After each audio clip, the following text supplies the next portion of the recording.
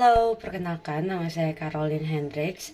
Hari ini saya akan membahas tentang pelanggaran dan penegakan hukum.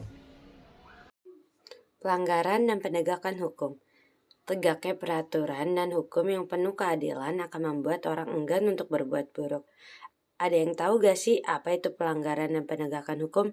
Pelanggaran hukum adalah perbuatan yang bertentangan dengan hukum. Pelanggaran hukum terjadi saat seseorang melanggar apa yang seharusnya tidak diperbolehkan hukum. Penegakan hukum adalah proses dilakukannya upaya tegaknya atau berfungsinya norma-norma hukum secara nyata sebagai pedoman pelaku dalam lalu lintas atau hubungan-hubungan hukum dalam kehidupan bermasyarakat dan bernegara. Saya akan membahas satu contoh pelanggaran di Indonesia, yaitu korupsi. Dasar hukum pemberantasan tindak pidana korupsi di Indonesia yang pertama ada di Undang-Undang Nomor 3 Tahun 1971 tentang pemberantasan tindak pidana korupsi. Yang kedua, Ketetapan MPR 09 MPR 1998 tentang penyelenggara negara yang bersih dan bebas KKN.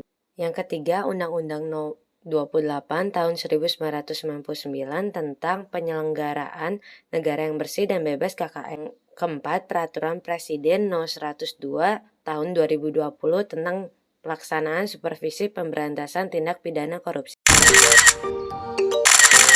Banyaknya hukum dasar pemberantasan korupsi itu tidak membuat para koruptor merasa jera maupun bahkan lebih banyak korupsi terjadi di Indonesia.